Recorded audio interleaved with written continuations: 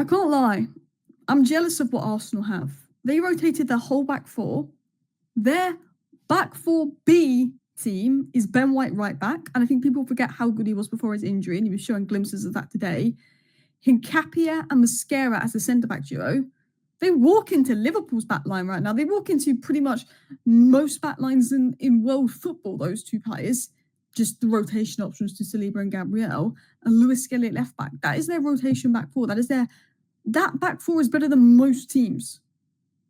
And that's just the backup option. And they can rotate their lineup like absolute crazy, give a 15-year-old a start, and beat Brighton, who are a good side 2-0. Whereas Liverpool, who are the rivals, 6 losses in 7. City are still a bit.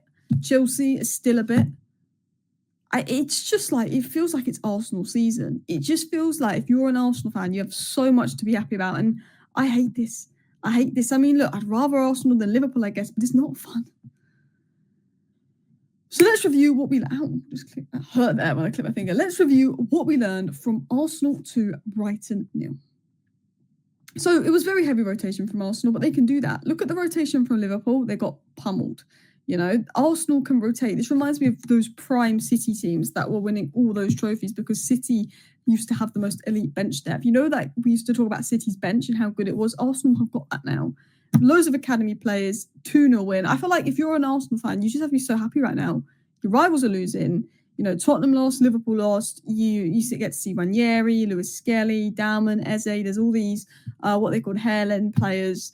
Everyone knows their role. The intensity's good. This is Brighton. It's not like you're playing a League 2 side and you win 2-0 and you rotate. This is Brighton. This is Premier League side. You rotate and still win. And look, the only game you've lost this season was Liverpool, which was a ridiculous Szoboszlai free kick. 1-1 with City, a game you probably did enough to win that game. Like, Arsenal are showing elite mentality and squad depth that most Premier League clubs can't dream of. Arsenal look unbeatable right now. If it wasn't for a Szoboszlai free kick, Arsenal would be unbeaten right now. In all comps, they look immense. And guess what? Another clean sheet. No Gabriel, no Saliba. Another clean sheet for Arsenal, guys. This is ridiculous. I was watching the Arsenal game yesterday. On the side, of my hate watch, I can't lie to you, I did want you out. I did want you out. It was on the side. Liverpool was lovely. I'm still smiling right now as I record this video. But now Arsenal, you can't really hate watch, bro. I'll be real with you, man. Like, hate watching is irrelevant right now. Hate watching is actually a waste of time. Because this Arsenal team is not letting anything go past them, bro. And before I talk about that, I do want to praise Max Dalman as well. I still can't believe this guy's, 15? I think he's 16 in December. 15 years old to be doing what he was doing yesterday.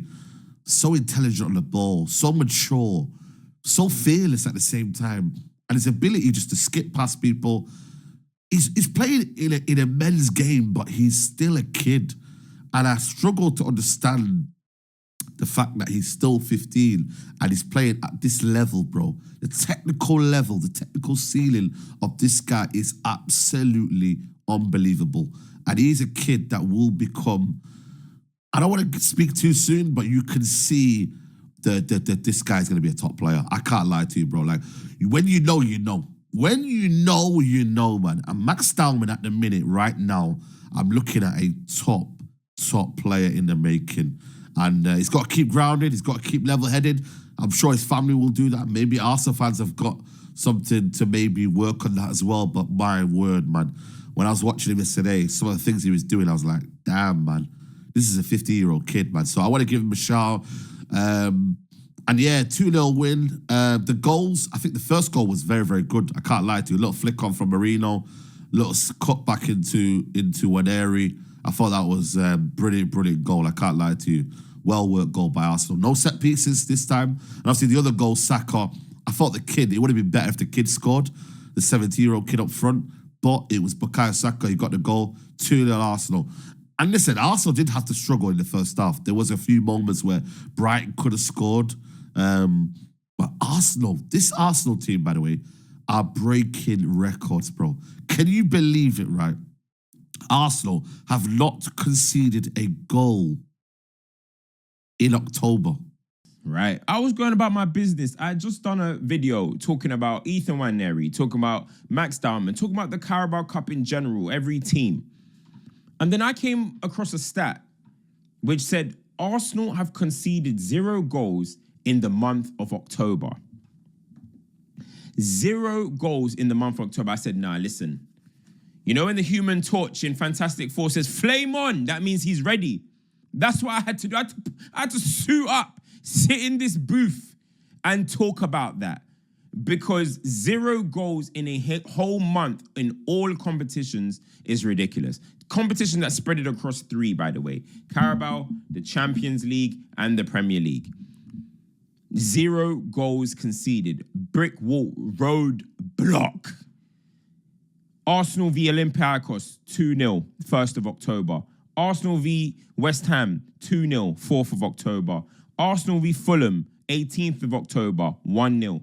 Arsenal v Atleti, 21st of October, 4-0. Arsenal v Crystal Palace, 26th of October, 1-0. And Arsenal v Brighton, 2-0 on the 29th of October. A whole month without conceding a goal.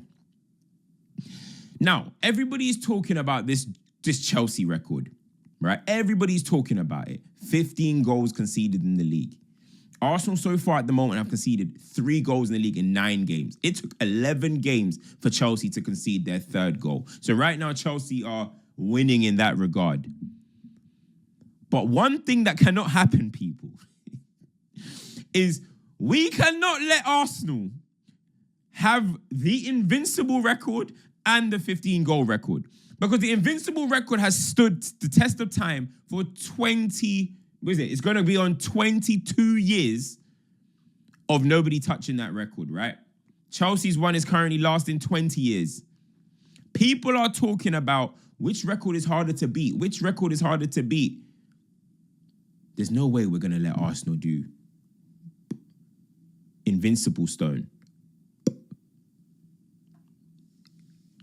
Conceded goal stone. Hey, yo, we cannot let Arsenal do that. Let me just say it. Listen, when it starts getting to the end of the season, just start peppering shots. Just start shooting from anywhere. You know what they say about Cristiano? It's too far to think about. Nah.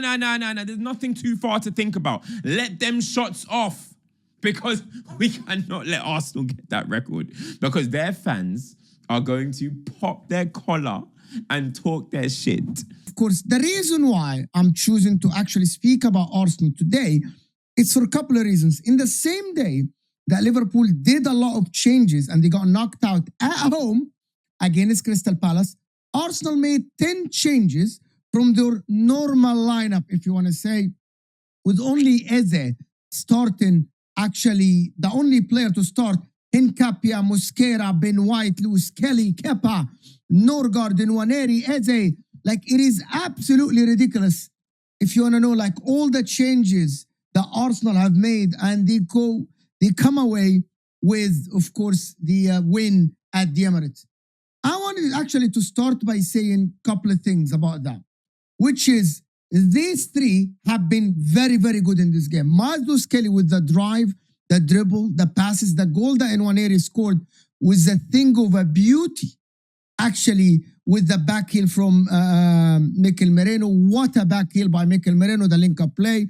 And Miles Kelly, and the finish by Ethan Nwaneri, who actually, and I'm going to go back to the other picture. I'm going to highlight Ethan Nwaneri by himself.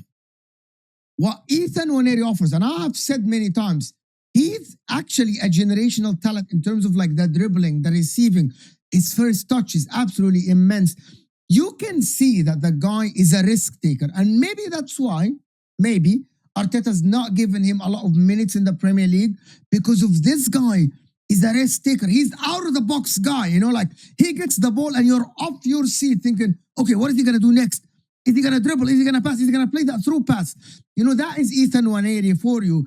And I think that Arteta, maybe now I'm thinking he's doing the right thing with him, is easing him into the system while allow him to express himself in some games, like today's game against, of course, Brighton. A very good team, by the way. We're not going to actually sit here and deny that Brighton had a lot of chances. And that is why I am going to mention this man. Of course, Kepa Arrizabalaga kept Arsenal in the game in the first half. One of the things I wanted to say that people actually said and bantered Arsenal for getting the Chelsea reject Kepa Arrizabalaga. I'm actually getting to the point of when I watch Arsenal play football, it's almost inevitable that they aren't going to concede goals. I'm at the point now where I just look at the organisation from Arteta and the coaches, and the narrative was they only keep clean sheets when it's Gabriel and Saliba. 6 clean sheets in a row. Right, let's just talk about that in isolation. 6 clean sheets in a row. This team here that lost tonight, match reaction will be out for that on the second channel, have kept 7 clean sheets all season. 8 clean sheets all season. Apologies. And they've kept 6 in a row. Like 3 goals conceded in 13 or 14 games. Back-to-back wins in the League Cup. Top of the Premier League. Flying in the Champions League. Like, at what point do we just sit here and go, the major silverware is pretty much a guarantee at this point now. This Arsenal team tonight, you know, huge changes. Huge changes.